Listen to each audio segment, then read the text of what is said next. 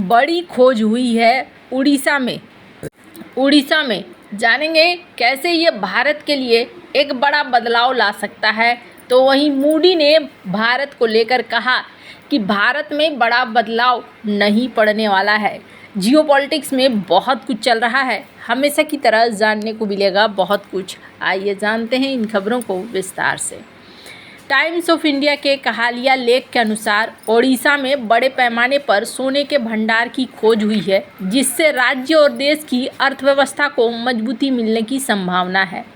कहा जाता है कि ओडिशा के सुंदरगढ़, नवरंगपुर, क्योंझर और देवगढ़ जैसे जिलों में सोने के विशाल भंडार पाए गए हैं। इसके अलावा मलकानगिरी, संबलपुर, बौद्ध जैसे क्षेत्रों में भी खोज जारी है। उड़ीसा सरकार इन भंडारों को नीलाम करने की योजना बना रही है, जिससे भारत के इस सोने के आयात पर निर्भरता कम हो सकती है और औद्योगिक विकास को बढ़ावा मिल सकता है। कहा जा रहा है ओडिशा पहले से ही अपनी प्राकृतिक संपदा जैसे लौह अयस्क, बॉक्साइट और कोयले के लिए जाना जाता है, लेकिन अब सोने के भंडार ने इसे एक नया आर्थिक आयाम दे दिया है। जीएसआई ने इन क्षेत्रों में G2 स्तर की खोज की है और प्रारंभिक नतीजे बेहद सकारात्मक है। सुंदरगढ़, नवरंगपुर, क्योंझर और देवगढ़ में पाए जाने वाले सोने के भंडारों के अलावा मयूरभंज जिले के जसीपुर, सूर्यागुड़ा, रुआसी, इडेलकुचा, मारेडीही, सुलेपाट, बादम पहाड़ जैसे क्षेत्रों में भी संभावनाएं तलाशी जा रही हैं। देवगढ़ के अदास रामपल्ली क्षेत्र में पहले से ही सोने की मौजूदगी की पुष्टि हो चुकी है। अब वहां व्यापक खनन की तैयारी है। ओडिशा के खान मंत्री विभूति जेना ने इस खोज की पुष्टि की और कहा कि सरकार जल्द ही इन खानों की नीलामी शुरू करेगी।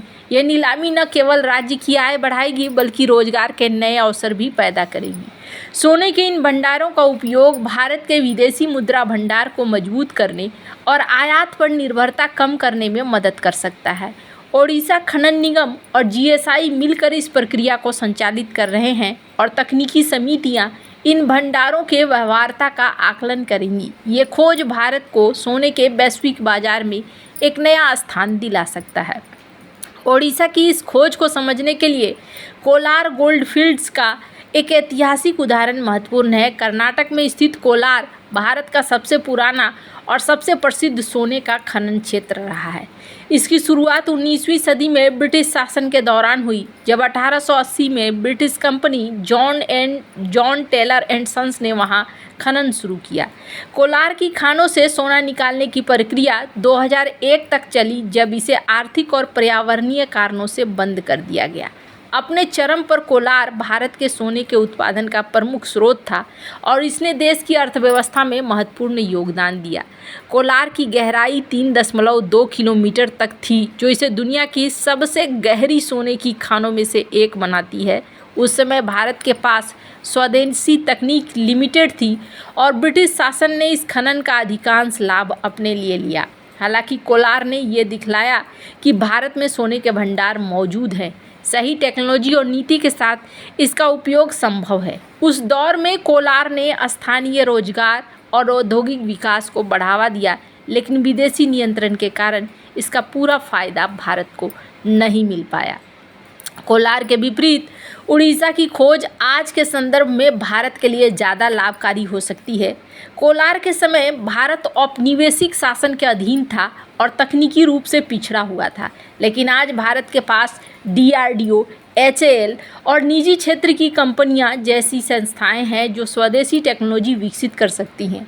ओडिशा में खनन न केवल राज्य की अर्थव्यवस्था को बढ़ावा देगा, बल्कि भारत के सोने आयात बिल को भी कम करेगा, जो हर साल लगभग 800 मीट्रिक टन के बराबर होता है। कोलार की तरह ओडिशा भी रोजगार सृजन और औद्योगिक विकास का केंद्र बन सकता है, लेकिन अब यह स्वदेशी नियंत्रण में होगा। कोलार का अनुभव ये भी सिखाता है कि खनन में पर्यावरण का ध्यान रखना जरूरी है। कोलार बंद होने का कारण पर्यावरणीय क्षति था और ओडिशा में सरकार को ये सुनिश्चित करना होगा कि खनन टिकाऊ और पर्यावरण के अनुकूल हो। आज भारत के पास आधुनिक तकनीक और नीतियां हैं जो कोलार के समय नहीं थी, जिससे ओडिशा की ये खोज लंबे समय तक फायदेमंद रह सकती है। ओडिशा में सोने के भंडार की खोज भारत के लिए एक सुनहरा अवसर है। यह न केवल आर्थिक विकास को गति देगा बल्कि देश को सोने के उत्पादन में आत्मनिर्भर बनाने की दिशा में एक कदम होगा। कोलार गोल्ड फील्ड्स का इतिहास हमें सिखाता है कि सोने के भंडारों का सही उपयोग राष्ट्रीय अर्थव्यवस्था को मजबूत कर सकता है, बशर्ते इसे स्वदेशी नियंत्रण और पर्यावरणीय जिम्मेदारी के साथ किया जाए। उड़ीसा का ये गोल्ड रश भारत को वैश्विक मंच पर एक नई पहचान दे सकता है, जिससे हमारा देश फिर से सोने की चिड़िया के रूप में उभर रहा है।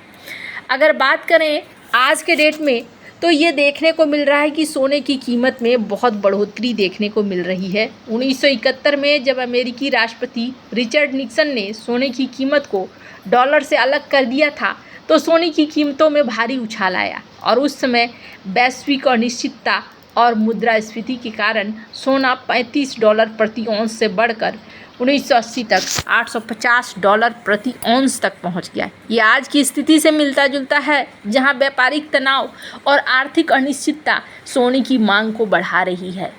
कहा जा रहा है ट्रंप के टैरिफ की घोषणा से पहले वैश्विक शेयर बाजारों में भारी गिरावट देखने को मिली। अमेरिका का S&P 500 नीचे, नैस्डैक 1.2% नीचे, यूरोप और एशिया प्रशांत के बाजार भी प्रभावित हुए। इस बीच सोने की कीमत और भी ज़्यादा बढ़ गई। ये बता रहा है कि और आगे बढ़ेगा। साल 2008 के वैश्विक वित्तीय संकट के दौरान भी शेयर बाजारों में भारी गिरावट आई थी और सोने की कीमत बढ़ गई थी और ये देखने को मिलता है कि अनिश्चितता के समय में ज़्यादातर देश सोने पर निवेश करते हैं। अभी जिस तरीके से उड़ीसा में मिला है ये भारत के लिए एक वरदान है। 1848 में अमेरिका के कैलिफोर्निया में सोने की खोज ने गोल्ड रश की शुरुआत की, जिसमें लाखों लोग सोना खोजने पहुंच गए थे। इसने अमेरिकी अर्थव्यवस्था को बदल दिया और वैश्विक सोने की आपूर्ति को प्रभावित किया। उड़ीसा की खोज भी इसी तरीके से भारत की अर्थव्यवस्था को मजबूत कर सकती है, खासकर जब विश्व में सोने की मांग चरम पर है। कहा जा रहा है कि दुनिया भर के केंद्रीय बैंक सोने की खरीदारी बढ़ा रहे हैं। भारत में साल 2024 में सोने की खपत 5% बढ़कर 802 टन हो गई है, जिसमें RBI ने भी सोने के भंडार में वृद्धि की है। ये दिखला रहा है कि दुनिया में रणनीतियाँ बदल रही है और ऐसे समय में सोने का मिलना भारत के लिए बहुत बढ़िया खबर है।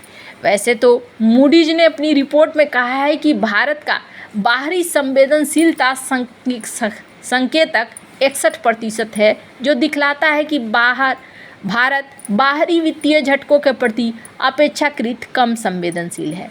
इसका कारण भारत का बाहरी कर्ज से GDP अनुपात केवल 19% होना है, जो कई अन्य उभरती अर्थव्यवस्थाओं से कम है। साथ ही भारत का अमेरिका पर निर्यात निर्भरता GDP का सिर्फ 2% है, जिससे वैश्विक व्यापार युद्ध का असर सीमित रहता है। रिपोर्ट में ये भी कहा गया कि भारत की बड़ी और घरेलू उन्मुख अर्थव्यवस्था, गहरे घरेलू पूंजी बाजार, मध्यम नीति विश्वसनीयता और पर्याप्त विदेशी मुद्रा भंडार इसे निवेशकों के लिए आकर्षक बनाते हैं। ट्रंप प्रशासन की टैरिफ नीतियों से वैश्विक बाजारों में अस्थिरता है। 1 अप्रैल 2024 तक ये देखने को मिल रहा है कि भारतीय रुपए में भी गिरावट आई है, कोरियाई वोन में भी और कनाडाई डॉलर में भी गिरावट देखने को मिली है।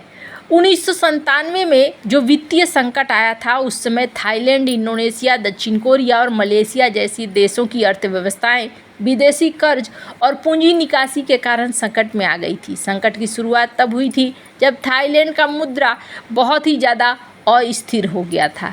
1997 की तुलना में आज भारत की स्थिति मजबूत है। उस समय भारत का विदेशी मुद्रा भंडार केवल 25 से 30 बिलियन डॉलर था, जबकि आज ये 600 बिलियन डॉलर से अधिक है। 1997 में भारत का EVI ऊंचा था और पूंजी बाजार कम विकसित थे, लेकिन आज गहरे घरेलू पूंजी बाजार और कम बाहरी निर्भरता भारत को संकट से बचाने में मदद कर रही है। वैसे आपको क्या लगता है, इन सब मामले में आपकी क्या राय है, कमेंट कर जरूर बताएं। जल्द मिलते हैं अगले वीडियो में नई खबर के साथ।